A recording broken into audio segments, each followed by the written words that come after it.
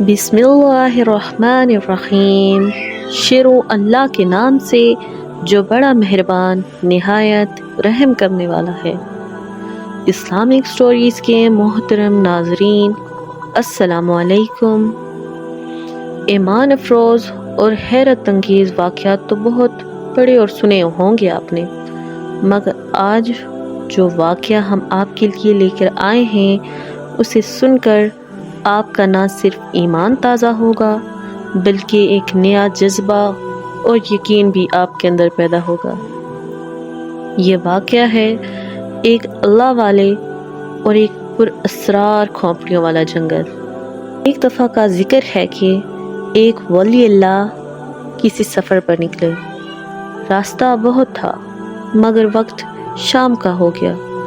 ولی اللہ نے سوچا کہ اگر کوئی سواری مل جائے تو بہت بھلا ہو جائے۔ چنانچہ ڈھونڈنے کے بعد ایک گدھے اور اس کے مالک کو دیکھا۔ گدھے کے مالک نے آپ کو دیکھ کر خود ہی سواری کی پیشکش کر دی، تو دونوں منزل مقصود کی جانب نکل پڑے۔ ابھی تھوڑا وقت ہی گزرا تھا کہ آپ کو راستہ بہت عجیب سا لگا۔ آپ رحمت اللہ علیہ نے گدھے کے مالک سے پوچھا کہ یہ راستہ تو ہماری منزل کو نہیں جاتا۔ گدھے کے مالک نے کہا کہ حضرت، میں اس راستے سے بہت بار جا چکا ہوں، یہ راستہ جنگل سے ہو کر گزرتا ہے، آسان ہے، وقت بھی کم ہی لگتا ہے۔ ولی اللہ کو اس گدھے کے مالک کی باتوں پر بھروسہ تھا، تو نکل پڑے راستے پہ اور سفر کٹنے لگا۔ تھوڑی دیر بعد گدھے کے مالک نے گدھا جنگل میں ایک جگہ روک لیا۔ جب ولی اللہ نے دیکھا وہاں انسانی کھوپڑیاں ہر طرف پڑی ہوئی ہیں، آپ رحمت اللہ علیہ نے گدھے کے مالک سے پوچھا کہ یہ کیا ماجرا ہے، ہم یہاں کیوں رکے اور یہ کھوپڑیاں اتنی یہاں کیسے؟ کچھ عجیب ہی معاملہ لگ رہا ہے۔ تب گدھے کے مالک نے فوراً سے اپنا خنجر نکال کر ولی اللہ کے سامنے کر دیا اور کہا، میں بہت بار یہاں آپ جیسے لوگوں کو لا چکا ہوں اور انہیں مار کر ان کا ساز و سامان اپنے قبضے میں کر لیتا ہوں۔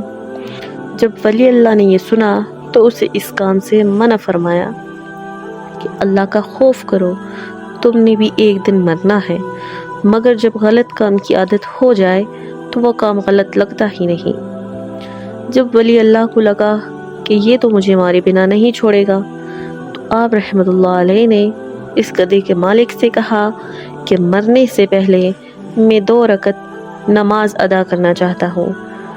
پہل تو گدھے کا مالک مانا ہی نہیں کہ ہو سکتا ہے کہ یہ بھاگ جائے، مگر آپ رحمت اللہ علیہ کے بہت کہنے کے بعد گدھے کے مالک نے آپ رحمت اللہ علیہ کو نماز پڑھنے کی اجازت دی۔